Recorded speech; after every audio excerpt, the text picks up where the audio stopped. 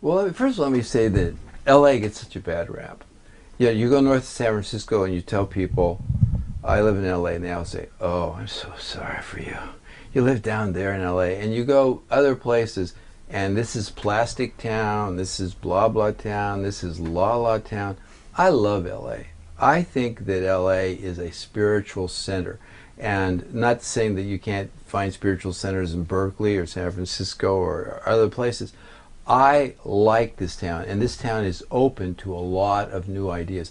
And there are a lot of things happening here all the time. Tomorrow I'm going to go see this Mother Mia from India, and I'm going to have darshan, and we're going to have 3 hours of meditating with her, and then getting to meet her. LA is full of this kind of stuff, and I love it. I mean, I feed on it. The Bodhi Tree bookstore, all the little lectures and stuff they have going on there. It's just remarkable, the kind of stuff that's available to you, the astrology. You know, now I'm a member of several meetups that get together because of the internet. You find out when you have these meetings with people, and then I'm involved with some astrology groups that are very great, and you know, the Jewish group that I'm a member of is very unusual. I mean, you're not going to find them like this in a lot of places. I don't know, maybe I shouldn't say that. But I do know, I think it's very unique, and I talk to other people, it's very unique. And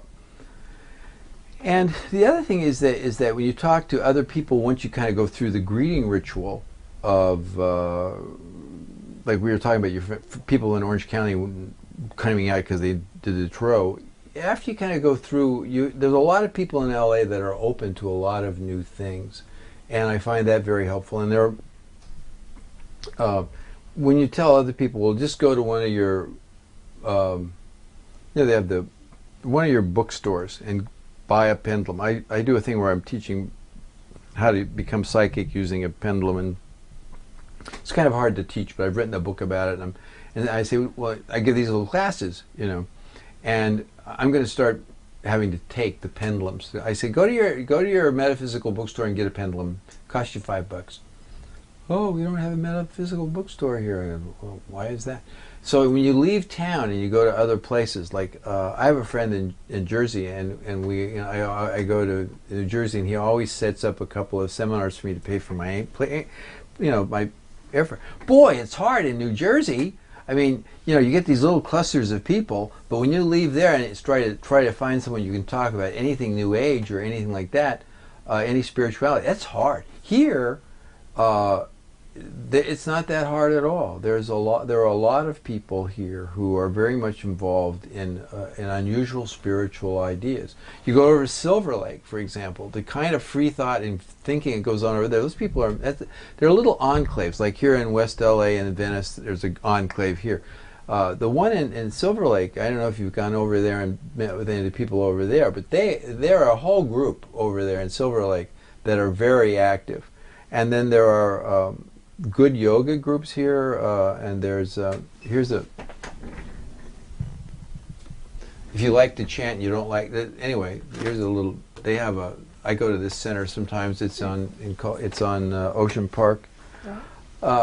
So there are a lot of things here. I like LA. LA is good, you know. And then when I have this retort, I say, "Oh, I'm sorry that you live in LA." I said, don't move here. That's all I ask. I don't care. You don't have to like it. Just don't move here, because you know, I was here when LA was really practically, you know, quaint, and you could get crazy on Hollywood Boulevard. You didn't have to worry about being attacked or being ripped off by some strange thing. You know, they're trying to build the boulevard up because it went to such a big, you know, this was really an exciting place to be alive in the 70s and 80s. I mean, there was a lot of stuff going on here, and to be a writer and to write about all these different things, you know. And I used to write for, I used to read women's poems. Oh, Dominic Sanda, like, you know, and Annette Funicello, you remember? You know, oh, you know, I used to do their, I used to read their hands for different magazines, and we Viva magazine, which is now out of everything I write. If I write for you, you're going to die. Viva magazine was a magazine I wrote for, and I used to go to parties and talk about the occult side of this or that person. And Dominique Sandra was very weird. She had taken the toe of, at that time she had a lover who was a director, and he'd had a particularly big toenail, and she cut it off and then had it, you know, not gold plated, but she had it mounted in gold and wore it as an earring on one ear. So I had to go over and talk with her about that. You know, it's kind of like Jolie running around with blood. You know, she had that thing of blood. Yeah, what was that all about? I don't know. But what's the toenail on your ear all about? Only in LA, right? I mean, I love this town. It's crazy here. And not only is it crazy, but we have such a mix here. I mean, we've got, in this very apartment building, we've got Koreans, we've got Chinese, we've got Afro-Americans, we've got people from India. We have a mix of, and we have gay and lesbian people. This you couldn't find this in Portland, Oregon. I'm sorry. You know, you just aren't going to find this kind. I go up and visit my sister in Portland, and I go, I'm suffocating here, Paula. This is not right. You know, you shouldn't be that many white people in one place. You know, you need a mix. And so I love this town. I really do. You know, and I've lived here since 1974. So, you know, I was close to, my wife has lived here all her life, went to Fairfax High. And where else can you jump in your car and drive to the beach and get my transcendental high? I love to go down to the Fig Tree on Venice Beach and just have a cup of coffee in the afternoon and watch the sun and watch the strange people go by. Or you can get in your car and you can drive down to Santa Monica and then drive out to Malibu, see a beautiful beach, go out and have a wonderful cup of coffee or a meal in Malibu, or drive further out and go out to Neptune's Net and go out there and even go in the water and scuba. I mean, what are you talking about? This place is great. Don't come here. We don't want to move. Stay the hell out. We've got too many people now. Stop watching the Rose Bowl. You know, let's move that thing to Phoenix because all those snowbirds come out here. I can't stand it. I love this place. You have a mix of people and a mix of religions, and you have Korean Buddhists here and you have Korean Christians here. Imagine that. You got Vietnamese people that are very deep into Buddhism, and some of them are Catholic and brought over. You can't, and we've got little India, we got little Japan, we got little everything around here. And I think ultimately that makes the experience of being an Angelino very, very strong. And the other thing about it is that we're close enough in terms of all this that we all go out and eat each other's food and intermingle. And I think it's great. I think LA is, and I really feel that those Channel Islands out there, those islands are as full of a kind of a vibration that comes out of the earth. We say that they're sacred places. Why did they choose to put the Machu Picchu up in that particular place? I mean, they could have put a lot of different places up there in the Andes. You know, why did they pick that place? Why did they put it there? You know, why did the Nez Perce Indians summer in Lewiston, Idaho, where I was born? That's where they spent their winters, not the summer. There are places on this earth that give off a different vibration, and they are Big Bang, and we're on that kind of a place. And LA is one of them. This place has got a very deep vibe, but you have to admit that it's a dream maker, this town. This town makes dreams for the whole world. And the whole town that wants to make their own dreams, they're coming here to copy us. How do you make your movies? How do you structure? What's the beginning and middle and end of a movie? What kind of things work? What kind of things don't work? Oh, we have, just like New York has off Broadway stuff. Here you've got all these little theaters where you can go see all. I saw a musical, and the woman, they came out and said, you know, back in Shakespeare's time, all the parts were used by men. They're all men, even the women. Well, tonight, every part is going to be played by a woman. Get with it, you know. And you go, wow, this is hip. This is what's happening. And it's right here at my fingertips. I'm not going to get this stuff in other towns. You know, it's not happening. And not that other towns don't have their charm. Not that I don't love Seattle in a certain way, or love Portland, or, you know, Phoenix, or wherever. But ultimately, people that talk about LA, I like LA. I think LA is a real spiritual center. And I think when you really start to look at it and you realize how many famous people have houses here and they come here, and even though a lot of people like the Beatles, and there's a fog upon LA and we have smog, this place is wonderful and this place is great. When everyone leaves, the traffic will be like it was in 1974 when you could drive the freeway and you could get to the airport in 20 minutes.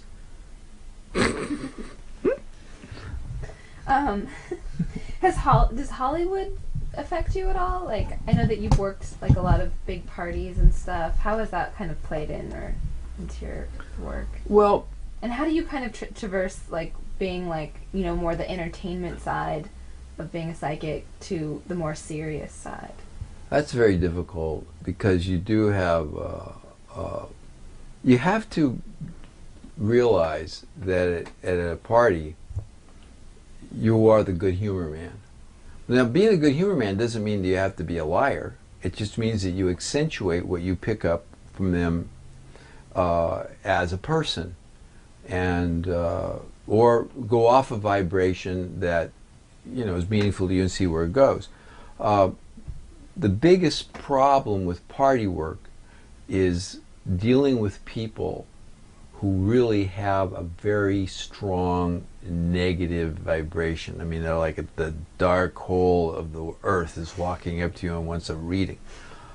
That's very difficult. And like I told you with that, you know, you have to really have been around a while to know how to deal with those situations. And the way that worked for me for quite a while was by going to parties. I would get people to come to see me privately. Plus, I'd have people who would come to me at these psychic fairs. You develop a private business by word of mouth or by getting word of mouth. And so to go to a party, one hand, is to be the good humor man and to accentuate and be positive that things are going to happen, things will be good. Not trying to give false hope, but, you know, giving off some kind of a positive energy and knowing how to deal with people come up and say, I want a real honest reading, this is crap and blah blah blah, tell me the truth, I want, you know. And you say, well, you know, what I like about reading you is that you're a tough-minded person. You're the kind of person that stands up for what you believe in. You're the kind of person that wants to look over and see all of life. You're not a Pollyanna person. You're a real person. You've got a strong... And by this time, their ego is so bloated that you've played up on them being the critic. There's, you know, you're a good guy. That's good. You know, and you have to also learn to deal with some pretty difficult men. You know, I mean, if a guy comes up to you, and this guy's just produced a huge movie, and he's seen budgets of, you know, millions of dollars, and here he's at a party and you're holding his hand, and you're going to tell this guy something. I mean, you know, it can reach a point. Now, the funny thing about these men is some of them are so easy to deal with that you know why this guy's a great director, because he made me feel at ease. You know what I mean? Others are just, you've got to really watch it. And you also have to, you know, some of these celebrities you have to be very careful. You know, one of the big things at parties is you don't approach them. If they don't want to read, they won't come. But a lot of them love it, and a lot of them will either come to see you or invite you to come to their home. And that's always interesting, to go to their home and sit there and talk to people. But my feeling about that is I'm very happy with what I'm doing now, which is basically dealing with a group of either kind of middle-class spiritual seekers, people that are basically the salt of the earth kind of people who have, you know, real problems. They lost their job, or real problems, is this guy going to marry me after 4 years or whatever. people that are worried about coming out if they're gay, people that are having severe problems within the family, and like, should I get it? These are people that I like to be involved with, because I get a sense, I get to see them, and kind of go through problems with them in a few readings. Celebrities are on the whole, my experience has been is that they're very demanding, and they can get a little out of control. I have to say that I was saying that, like, I don't know, like, what some of these cosmically high, like if Angelina Jolie goes to a psychic, how that works. I've never really dealt with that hot a person, but I've dealt with some pretty hot TV stars who, will they get picked up? Is this going to happen? And that is that's interesting, but I don't know. They're like, it's a whole different group of people, and I really like just normal people. Other is it's like doing television work. It's something that you don't get. I don't get the same faction. Karen Christian, Tamara Rand, these people. Oh, look at Marianne Williamson. This woman easily deals with these people, these really high-level people. And that's her calling. That's where she should be. That's what she can handle. I can't really handle that so well. I can handle just normal people that worry about their paycheck, worry about what's going on, can afford $100, or if they can't afford $100, we're gonna figure out that we're not going to give it away because they don't appreciate it, but you're going to get something out of me if you want to, and that's where I'm very happy with. But I have performed at incredibly wealthy parties. I mean, I've been to parties where Angelina Jolie was. I've met Madonna, but I couldn't say I'm Madonna's psychic. That would be an outright fib. But I have met her, and she scares me. I mean, I'm at this party with Madonna. Madonna sticks her hand out, and I go, boy, this is going to be great. I finally get to read Madonna's palm. I get my head buried into Madonna's palm, and someone comes in and screams across the party, it's some old friend of hers. So yank goes her hand, off she goes, and they just Roseanne. I did several parties for Roseanne, and then who was her husband? Tom Arnold? Yeah, Tom Arnold and I had a relationship, but they all burn out after a while. I mean, like, I did 5 parties for him. I did his 5 years of sobriety party, and that was quite a party. I mean, there are lots of people there. I can handle that. I can handle going through that and being an entertainer and dealing with that on a level where you're positive and you're dealing with people in that kind of a format. Roseanne was very difficult to read, and I did read her, and I liked her, but she was really a terror. I mean, she was she had a very frank disposition, and I like, in a way, he was much easier to deal with. He's much more a big teddy bear, and what I always wanted to know is I always wanted to see what they did with those tattoos they did on their chest. You realize they put a picture of each other. Right. Yeah. I'd like to see what Dr. Tattoo-Off did with that. But those people, I enjoy those parties. I was at a party at the Beverly Hills Hotel. It used to be ICM and William Morris were having the big battle of who was the big thing, and then there was a spinoff. But at that time, ICM was the big, and their agency threw a party. And so I got to go to that party and run around with my turban and my cape, and met tons, And that's where you really get to meet other people in the media besides just the movie stars. It's the agents, the lawyers, and the people that work in those offices are also fascinating. One guy was a screamer. I went to a party with, and the girl that organized it was organized the party. She said, "Well, watch out for my boss." I remember, I don't know if I remember his name. I wouldn't say his name anyway. This guy was a screamer. He threw a fit right in the middle of the party. I mean, he got some kind of a phone call on his cell, and in a minute, there's a whole party. He's screaming at the top of his lungs into this thing. It's like that thing in Jungle. what that is it? Not Jungle Express. That Thunder in the Jungle. What was that? You know, was Rumble in the Jungle? No. It's just that recent comedy about. Tropic Thunder. Huh? Tropic Thunder. Remember? You know when Tom Cruise is in there and he's this. You know, your job being done by a monkey with no balls or whatever he was saying. That's that kind of guy he was. This guy blew up. He was just like Tom Cruise in that movie going, yeah, I gotta get this. Right.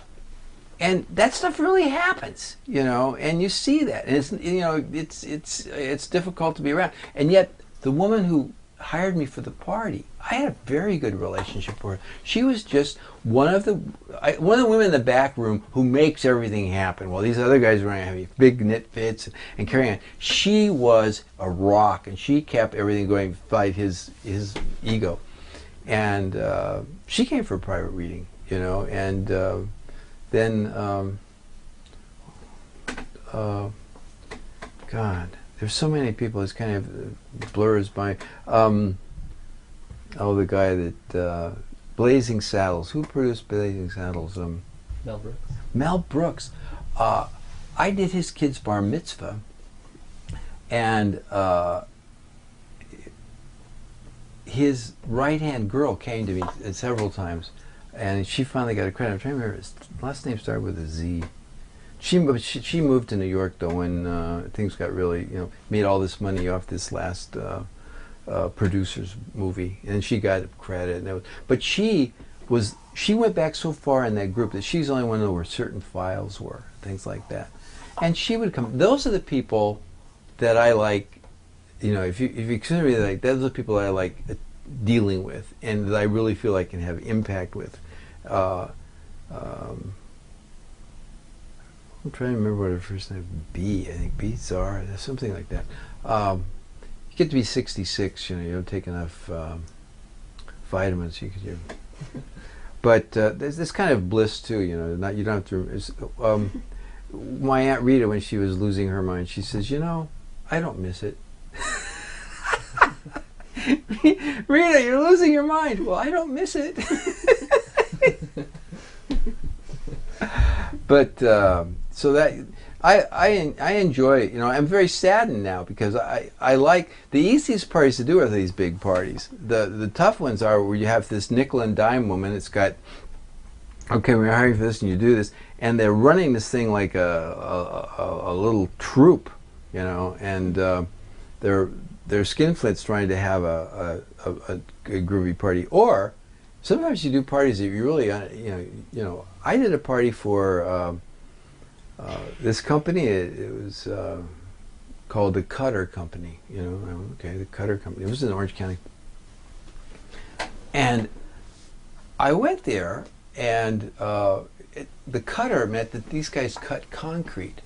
They had these big slabs, and they commercially cut concrete for building things or tearing things down. You know, if you had big pieces of concrete. So there I am with, you know, with maybe 70 Hispanics who all have big, you know, calluses, and their wives all dressed up in there. They all want readings. And that is a real challenge, you know, because now you've gone from being with all these people like at ICM, and now you're down with the cutters, and these people, they grind away, and that's their job. And what do you tell them? You know, how do you speak to their condition? What can you possibly do? Well, you do the best you can. You assert, you know, that good things are going to happen. Your kids are in New York, and blah blah blah blah, and you accentuate the positive with them. It's quite a challenge, though, to go be that diverse, because the easy ones are these people that are all plugged into the LA dream. It's somehow, one way or another, you're going to get that lucky idea. You're down here with the cutters. These are people, you know, like, well, okay, hi, how are you? How many kids you got? Oh, you got 6. You're getting pregnant. Oh, good. All right, so that's happy, you know, as long as you don't have, you know, septuplets or whatever it was. So that's a real challenge, and I enjoy that. Some of the sincerity you meet, you know, some of the women, you know, they put that hand out there, and they are so, you can just see, tell me something good. Somehow my life is going to change from it, or at least, you know, and that's what you have to do. You have to say, well, you know, something good's going to happen. You can't sit and say, well, you can't do that. So I enjoy the whole spectrum. But where I really enjoy is the kind of people I have now, the clients I have now, who are basically middle class, seeking answers to very middle class problems, and have an eye for. There are two kinds of people that come. Some people that really believe in it, those are the people I really like, because they're willing to work with you, and okay, you're going to have, I'm telling you right now, you have a Saturn square. I'm telling you right now, it's going to be tough. I'm going to tell you right now, this is the time to meditate. I'm going to tell you right now, there are things that are going to happen you don't like, and you're going to deal with that, And they'll say, okay, I'll deal with that. That's one group. And I like those. Those are the people I like the best, because they're willing to work with you and realize, like I say, they say, are you 98%? I say, I'm 75% and up. I'm no 99% person. It's a lie. But if you want someone on your team that's 70% right, I'm your guy. And and I have people that do that, business people too. But the other people, hi. Well, my life has gone so far. I don't know what. So I'm going to even see you. My life is so in the toilet that I don't know. I've tried everything. I've tried shrinks and I've tried diets and my life still hasn't straightened out. I don't know what's. So God, you're the last hope I've got here. I'm going to come and have my palm read, or I'm going to come and have my chart read.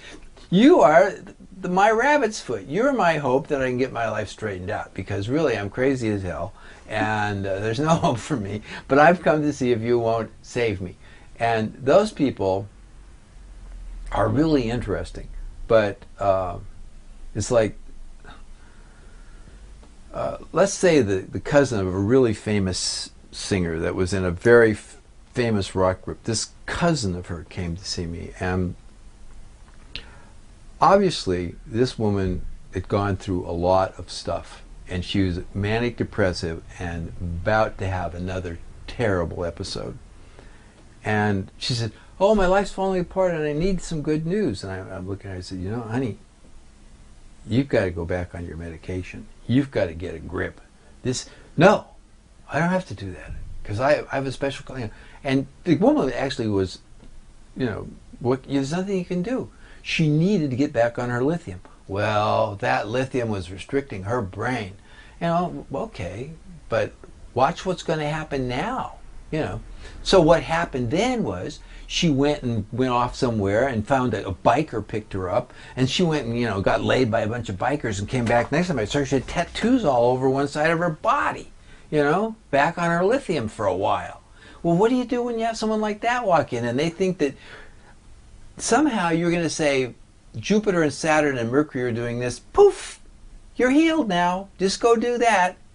And a practical piece of advice, what everyone else, take your lithium. No, that lithium is holding me back. I'm hoping you tell me a way that I can do it without taking my lithium. Well, can't do that. Right. So some people come with their expectations are far, far too high. You feel like when they come to you. They somehow feel that you are going to give them an answer that no one else has been able to give them. And that's something that's very difficult, because you can't. I mean, there's no miracle cure for being a manic depressive without taking. They've got great drugs, but you got to take them. And it's very funny. I always wonder, why do people do that? I've heard of people that are diabetic try to just get so they don't have to take the insulin, and they know they got to take there's a certain group in humanity that's just sooner or later, they don't get the picture, and if the symptom has gone away, it doesn't occur. The reason the symptom has gone away is because of the drugs you take. So, the symptom's gone away, I'm healed. No, this isn't like you cut yourself and it heals up. This is something you gotta have it all the time. Right. And I've seen a lot of craziness. I've seen people sit in that very chair you are and tell me, there's a spider right here in my body, and I'd really like you to help me get it out. And so these are people that come with very unusual things. Or, they're, manipulative mothers, like, what can I possibly do to keep my daughter from marrying this guy, or, doing this or that, and it's kind of, it's interesting. It's interesting. I've seen a lot of those possessions, that people are, and some of these people, my God, thank God they leave. They give you a headache. They're like psychic I did there's like vampires. I did a seminar. I won't tell you where it was, but there were. This is even a prejudice thing. There were 10 very women at this, this nice, very wonderful condo area, and this woman obviously had money, and they were having me there teaching the miracle of the pendulum, which I love to do. And when I got done with that, I was, my wife will tell you too, it took me nearly a day to get over what on earth those women did to me psychically. I mean, there's like, and I'll tell you, they are all of a different nationality, and they all spoke English and some form of Russian. And there I am, little pendulum, and then I'm doing this thing, and it just, I swear to God, there are ways in which your psychic energy can be sucked out, either by a group or by an individual. And you have to be very careful about that, I think. I think that one of the things about, if you have a gift, two things. You got to watch about people sucking on the gift or being a vampire. And the other is that you have to protect the gift by not revealing it. Like some of the stuff that you do or whatever, it's like Sai Baba says, you don't talk about spiritual matters to someone that isn't ready. You don't put a seed in the earth unless you've got the water and the soil. And sometimes you go to these parties and even though you're serious, you're the entertainment. You don't know how to deal with that. So I don't know. That got me off in a kind of a strange, because there are instances where you do meet people who seem to possess some kind of black hole, and they were drawn. Yesterday we went to the Bodhi tree, and I had, I like to buy herb. Any of you, the used bookstore on a Bodhi tree, ever go around? Yeah, I've been there. Yeah, all right.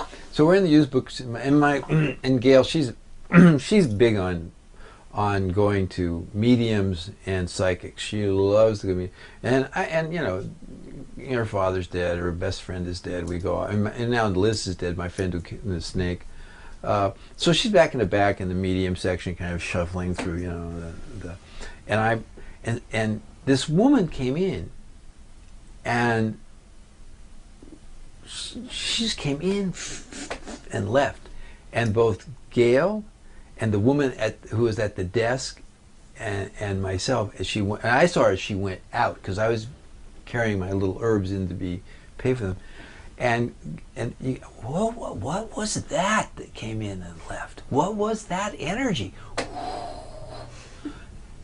That was a vampire. That was a woman in some way. I mean, we all three just went like, and it was just the woman's energy. So you got to watch this energy stuff, and there's a lot of stuff about how to watch the energy with crystals and wash your hands with salt and do all this stuff. So I think the salt thing is a good idea, though. If you get really depressed from someone else, you feel that you've been losing energy, go wash your hands in salt water, and that I do that after certain parties and things. It's kind of I don't know if it's a wives' tale or what, but I do it. I noticed on your website that you've worked for a lot of different big businesses. I was curious just if you could talk a little bit about that. I saw a huge long list of all these really big companies. And oh yeah, it was really great during the '90s when we had the Red Herring. You remember the company called Red Herring? They made millions and lost millions instantly. Here's how it goes. All right, I did a lot of work for Ford Motors, okay? Ford Motors loved me. You know why? We would go out in this yacht, and they would go out there, and there would be two different yachts, okay? The first yacht, you have all of the guys who own dealerships, all right? And they're giving away manuals. So I sit there, and I'm reading poems, and I'm great entertainment. They loved it. So that's one of the things. So I was their yacht guy for a while, and basically because I'm very popular with the wives. Now the thing about it is when you get into those businesses, in Toyota, I did a lot of work for Toyota. In fact, I think I worked for every car company at one level. The salesmen are another group of people that are very good. But I'll tell you, I worked for time life in a hospitality suite for 4 years. And the whole goal in this hospitality suite was they were selling a certain product, and they knew that when certain people came into this hospitality suite, that they'd really want to talk to the guy. Okay, they really want to talk to the guy. So they'd grab his wife, and no matter what I was doing, I'd have to stop what I was doing and then get on to his wife. So then, and use my charm and so then they would, really do a sales pitch to him, and he would be happy because his wife would be, well, listen to this. So that was one way that I was used in business. To kind of like distract the wife from interfering with the business. No, to keep her there, so he knew that she was happy, so he'd be happy. In other words, to keep the wife busy, then gave them, in other words, she might get bored and say, let's give me, because have you been to these hospitality suites where they have all these different things are going on a floor, 2 floors, or, on the 11th floor you've got so-and-so doing something. Well, there's a competition for keeping people at your site. They have, another thing that they often have is a close-up magician running around doing close-up and then giving them something, a party favor or something, and whipping it out. One guy that I know could do amazing things with making a pin do like it wiggles here. You don't know all, and then he gives you the pin, and you've just seen the pin's got such and such a corporation on it.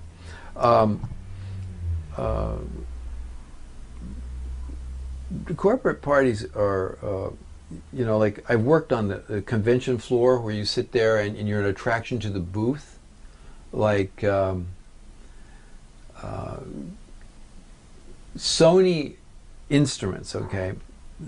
In Anaheim, there's this big music show that goes on every year. And one year I went down there and I was dressed in my turban and I was out at the front, and the idea was I was supposed to draw people into enough of the area that then salespeople could be there, or at least I would be a figurehead. You have this guy out in front, and it was kind of like, gave it kind of a semi-circus atmosphere that you have at a kind of convention floor, and I was, they had me instead of the girl with the big tits, which is the other, like, hey, especially like at car shows. I mean, it's very hard, the car shows are just, that's made for these attractive women. But all kinds of things like that, and then then you do very strange fundraisers for hospitals and things like that, where you're part of the entertainment. You're part of it, and the reason that you're part of it is that women love it. Okay, so if you have a large female population at the party, they love going to see psychics, and they love that. Why do you think there's that kind of gender difference? Because women know the mystery. Women know that their body, first of all, they're very intuitive naturally. They also have the mystery of the menstrual cycle, that things in the body can change, and your whole personality can change because of hidden sources and hidden things. I think that's one of the reasons that women do it. Also, women are just generally more receptive, and they generally have to work on clues of what the men are up to. Like, what are the clues of what's going on here? I think they're tuned into the reproductive growth and the love of a child, or giving love. Women they have a larger in the brain, the colossal. Anyway, the little modium strip that connects the two sides of the brain, the grand colossum. Anyway, it's bigger on women. Women are much more articulate. Women are they're much happier to talk about things. They're much more open about if they have problems, usually. They're more conversational, and they understand the mysteries of life. They understand they can make a baby. How does that happen? And they have the cycle. They also have this intuition that is more developed, because whereas men are, we are warriors of business. We kick other people's butts. That's what we do. And it's not until you got with the rise of the businesses that you have now, like all these electronic businesses, where you suddenly had the nerds come in. The nerds are kind of open to everything. Hey, I'm a nerd. Never meet my mom. But the business is that was kind of the end of the screamer in one side of business, because if you have a bunch of guys who are really bright and really sensitive and really not going to really respond well to being yelled at and being, cracked the whip over, you've got to find other ways to motivate those people.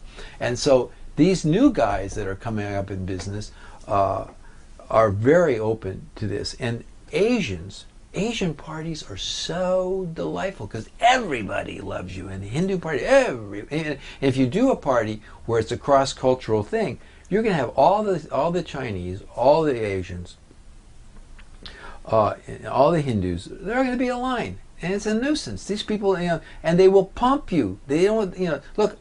This is a party. I can't talk to you more than 5 minutes. I really am supposed to talk to you 3.5 minutes, and then you're supposed to go poof, unless the hostess winks at me, and then I know I can spend more time with you. They form a line, and so there is a lore. And strangely enough, these are the Hindus, and they're all much more intuitive in the way that they approach their lifestyle and their own religious customs. And what gets me is even the businessmen. I read the palm of one of the guys that was involved with Pearl Harbor. That's how old I am. And I met him at one of the Time Life booths. And I said, "You have nearly a perfect hand. What the hell do you do?" And he told me what he did. And I said, "Well, and he said, I was, what'd you do in the war? Because he's old enough to be my dad." And he said, "Well, I was a pilot." And I said, "Oh, wow." And so, you really meet a lot of different kinds of people in these situations. And I think that American men are going through a real change in terms of there's going to be less machismo than there used to be, and more kind of a sensitive type of guy. Because there's no doubt that women are a much bigger market right now than, most of the people that come to see me are women or Asian men. Asian businessmen come to see me. And I find that delightful. They're and they take it seriously. They have Palm Pilots. They've got data, and that computer right there plugs into a bunch of very complex astrological formulas, and they leave here with a bunch of stuff, and some of it works, and they come back. So I would say almost in a sense that it's the Euro-Americans the Euro-American males are the biggest problem. Whitey, the white man, the white male, those are the problem. And I don't know. I don't really deal with a lot of Hispanics, so I'm really not that tuned into their culture. But I know that all the other cultures I deal with. It's funny. I live in L.A. and I used to write on a column for a Spanish magazine, but I really haven't done a lot I haven't had as much interaction with the Hispanic group as I would like. I'd really like, I've been very involved with them in Reiki, though. I'll tell you, you want to get really a Reiki healing. I had a really bad problem. I went to Reiki, so this one says, "Hey, go see Maria in the Valley." And I go, "Okay," because I'm open to anything.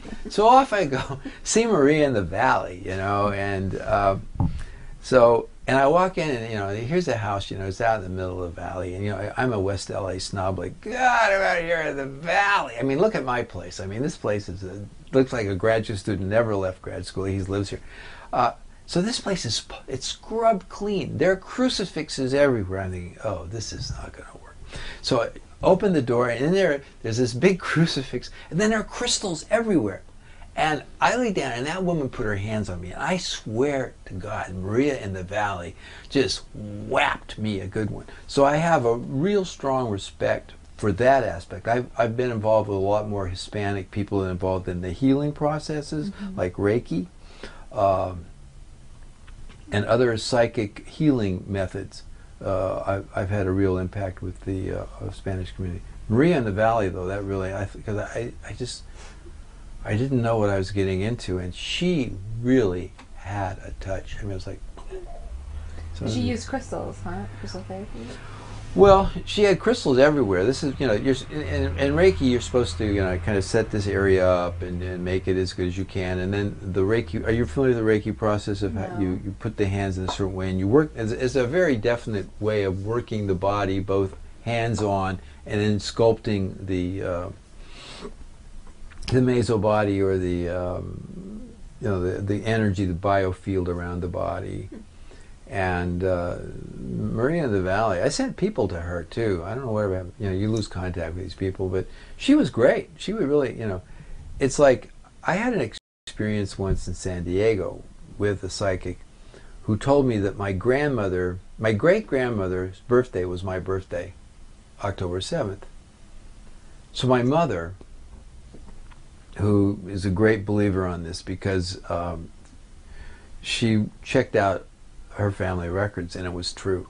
I just had this chill, and this was just a very common little Hispanic woman. There was a Hispanic woman at the psychic fair, so I got to know. She was really great. She came in and her husband would carry in this big cross and stick it right by her card table or whatever this table was to set it up. And then the people just line up for her. She was very interesting. I thought she was a healer more than a reader because I would have her rub my back and shoulders and she was really good. The future? Okay. We've only got 19 minutes of footage left. All right, good to We've know. almost filled up 3 hours. Oh my God, has it been that long? Oh my God. It goes by so fast. Do it. This question is: do you feel like the New Age movement has stayed true to its ideals since it's kind of evolved, and where do you kind of see the movement going? Well, the spiritual New Age movement has really moved into green. I think green is the New Age, and I think New Age is indelibly attached to green. Some of the earliest people I know who were talking about the pollution of the earth were environmentalists who were also involved in New Age and were people who brought with it a scientific background of understanding pollution and the cycles of the sea. And people are talking about we were killing the sea long before, the sea's forever, I'm going to kill the sea, look how big it is, Well, these people were, I think that one aspect of the New Age that everyone's going to get into, and this goes back to Bucky Fuller, is that because of the electronic media, and because now you can get plugged into all kinds of spiritual movements and green movements, I think it's here to stay. It's always been here to stay, it just goes in these cycles. My hope is that the New Age movement and the green movement will just be so intermeshed.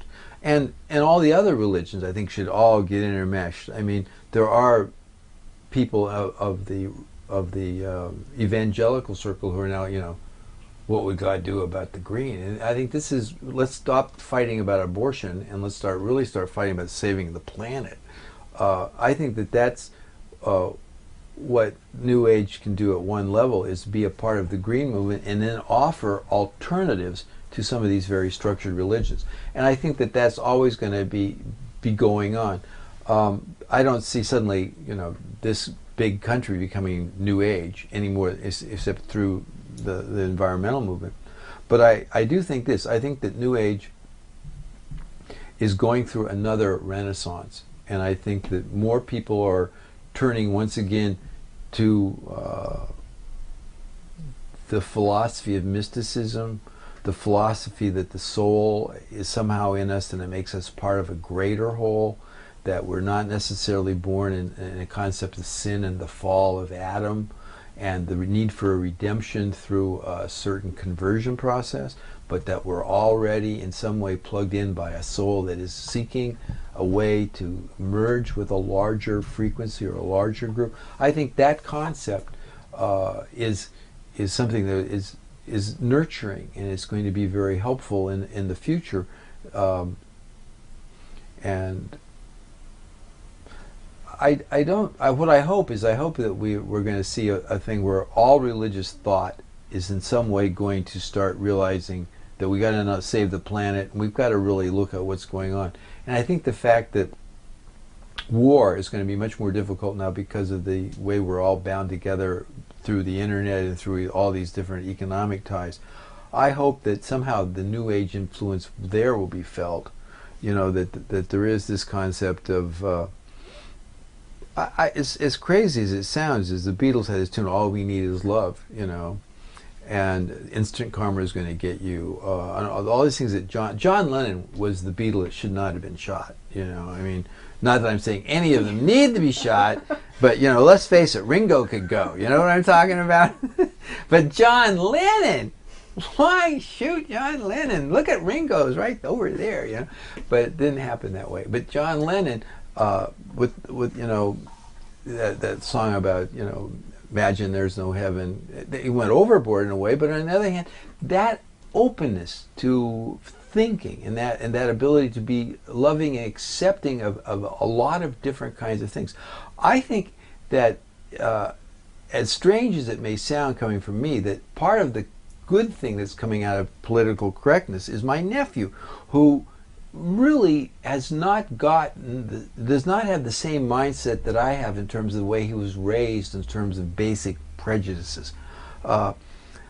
I called him an Indian giver once. He says, "Do you realize, Uncle, what you just said? How you just realize what you said? How racially prejudiced that is?" And I go, "No, I hadn't really thought about it. I mean, it didn't, but that someone, and also dealing with people who are gay or people who have gay marriages, he's light years ahead of me in terms of what goes on, because no matter what, I am a child of a father who killed Germans. I mean, you always ask me, "Hey, what'd your dad do?" Well, my dad, when he was 19, 20, killed a bunch of Germans. That was his job. And he came home and saw me, and this wasn't a guy that was Mr. Lovefest, let me tell you.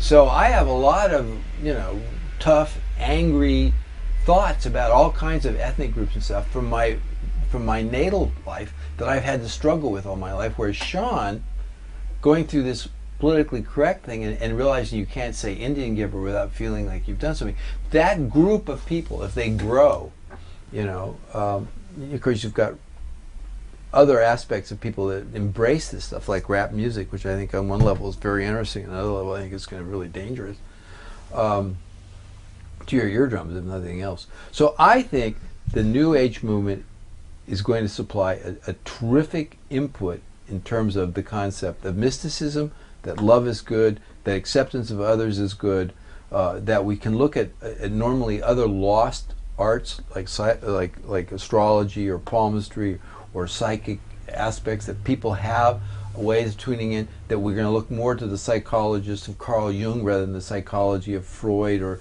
some of these other new cognitive therapists. All of them are great. But the thing about Jung is that Jung talks about individuation coming from a mythic archetype. Now, one thing about the New Age is they embrace all these mythic archetypes, all of the concepts of the Hindu gods, or all the concepts of the Greek gods. All these other concepts of religious aspects that aren't really embraced by mainstream. All of these are put forward. Astrology is based on a lot of Greek myth. Vedic astrology is based upon all the religions of India. How do we get the nodes? Why do we have eclipses? We have eclipses because one of the gods wasn't invited to a party and he snuck in anyway and got the sacred nectar, and they got so mad at him that they cut him in two, because he really was a dragon. He was a dragon that formed himself in. He was a shapeshifter. See how these things fit in our vocabulary? Here the shapeshifter comes to the party. He's not supposed to get it. So someone slices him in two with a knife. And now he's so pissed off, and those two parts are they form this thing, and that's why we have eclipses, because every once in a while the nodes gobble up the sun and we have an eclipse. There's the south node and the north node. The north node is the head. That's where you want to go in your life. The south node is the digestive point. Have you digested the lessons of the past life? All this stuff is myth. And New Age gives you this myth. New Age gives you ways of you don't have to just accept this of one guy in Nazareth or one guy in Mecca or one of these other kinds. They give you a variety of options.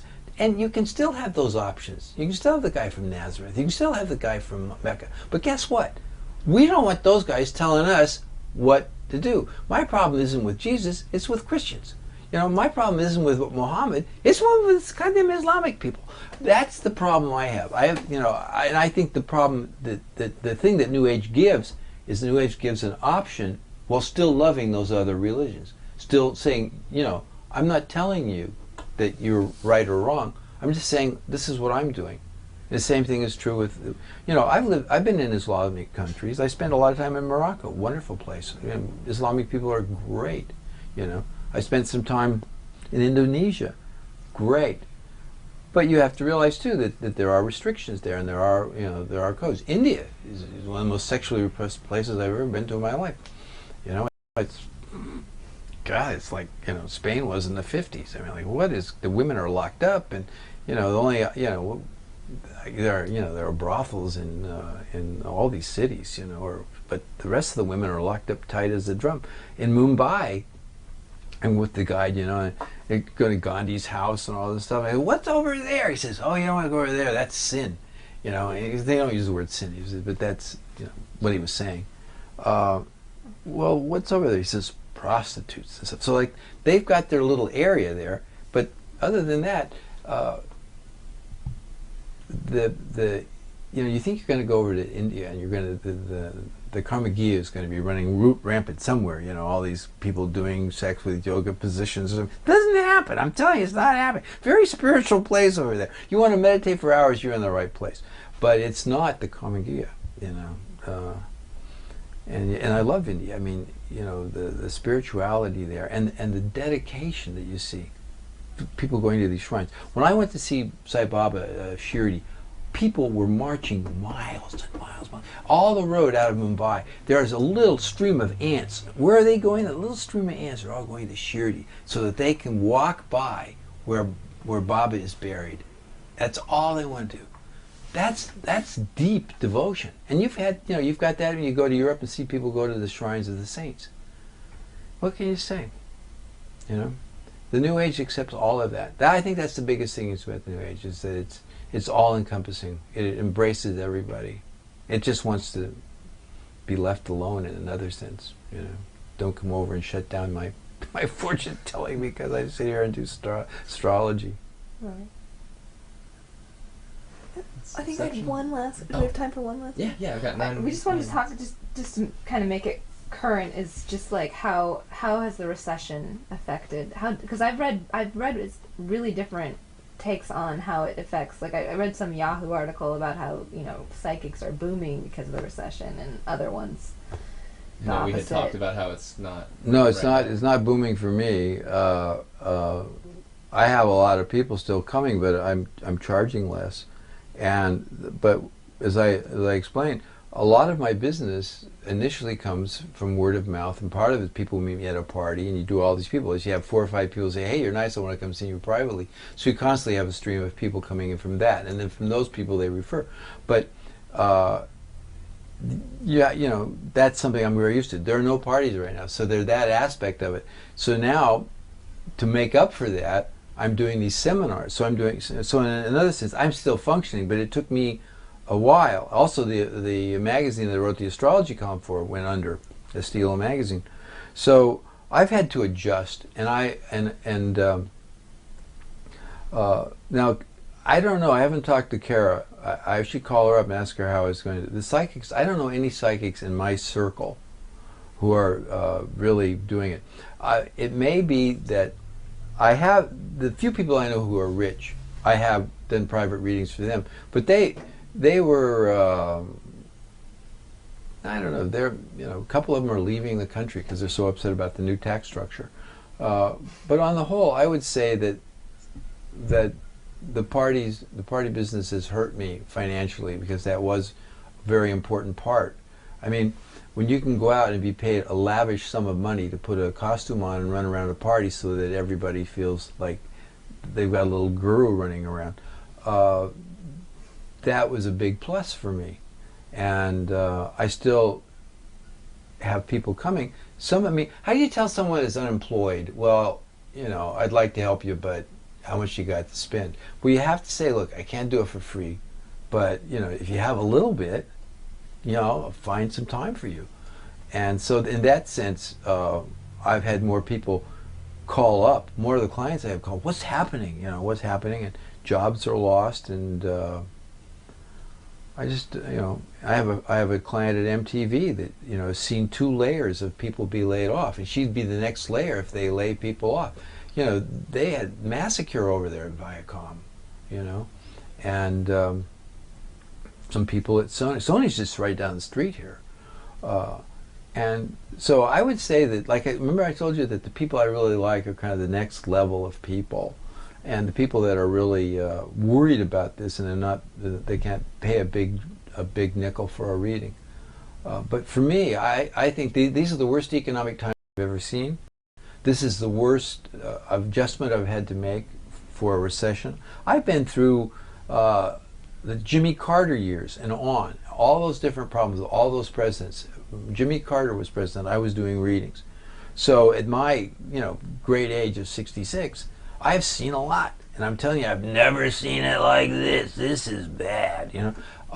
And I've never had the hope I have in one man. I mean, I've never,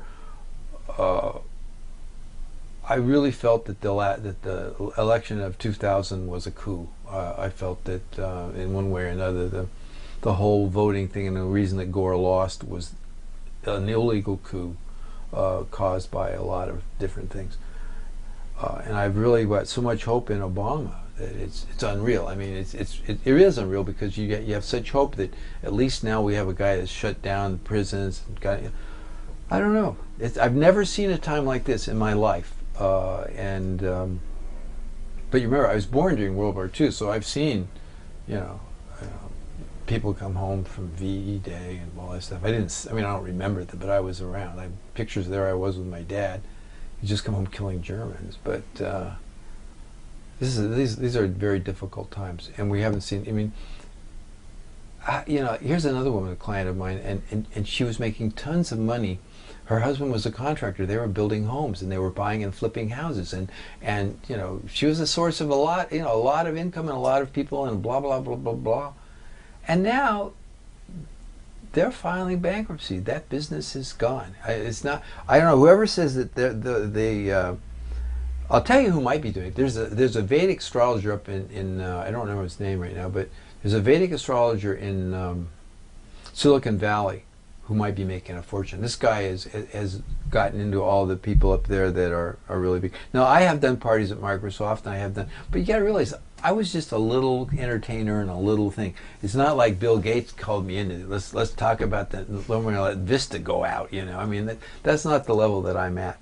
Mm-hmm. But that guy gets $1,000 a reading, and according to the newspaper, people are backed up an hour. I mean, days. The other people that interest me are the people that these mediums. My wife goes to these mediums, and some of these mediums are so successful that, you know, you have to get a month in advance. You don't have to get a month in advance to see me, you know. My Saturday's booked, but, you know, if you got time during the week, I can see you. I'm not at that level. These guys are at that level. We went to this one guy, I tell you, this medium, and the guy knew that my father was missing 4 teeth here. He says, there's a guy here who's missing 4 teeth. He wants to tell you something. I go, oh, this guy was worth the wait, you know. And so it's a strange world right now. For me, this time has been a real time of having to become very inventive. I'm doing these seminars. I've got a deck of cards I'm now going to come out with. I've got a book that's right there I've just written. I'm now in the process. I've got to hire an editor who'll go through and correct all my spelling errors and all that. You know, do you really want to structure it that way? But I got the book probably at the best level that I can get it at now. And I've got, you know, I published with Llewellyn, so I'll probably go there. And so the next step, I'm going to survive this, you know, but it's not. Some of my friends, you know, I have a friend of mine. She's very spiritual, very, very, very good. She's got a job. She's got a lease on a Volvo. She's got to pay a mortgage. She is scrambling, and she's had to take jobs, you know, and pull strings on some of the people she's known from her party business to get a job. So it's, you know, the people that I know, they're all feeling the pinch. So maybe it's the people that are really, you know, dealing with the really higher level. And maybe there are little gypsies that are making a fortune. I don't know. You go by those little gypsy shops, $5 for a reading, Yeah. $10 a reading. Yeah, I've seen those. Those are the gypsy shops. I didn't know that's what you call them. Those are the gypsy shops. You ought to interview one gypsy. And then call me Yeah, up. what do you mean exactly by gypsy? Like, how would you define? Like, how would I? I mean, I know, I've heard the word gypsy many Well, times. when you but- say someone's Irish, what am I talking about? When I say someone's Jewish, what am I talking about? Gypsies are an ethnic culture. They are a group. They're a group of people who basically came out of Pakistan and India, and through one thing or another, they become gypsies. And the whole concept of they're floaters. The gypsies were in the concentration camp with the Jews. The gypsies, at one hand, are a very interesting group of people. On the other hand, it's a very complex culture.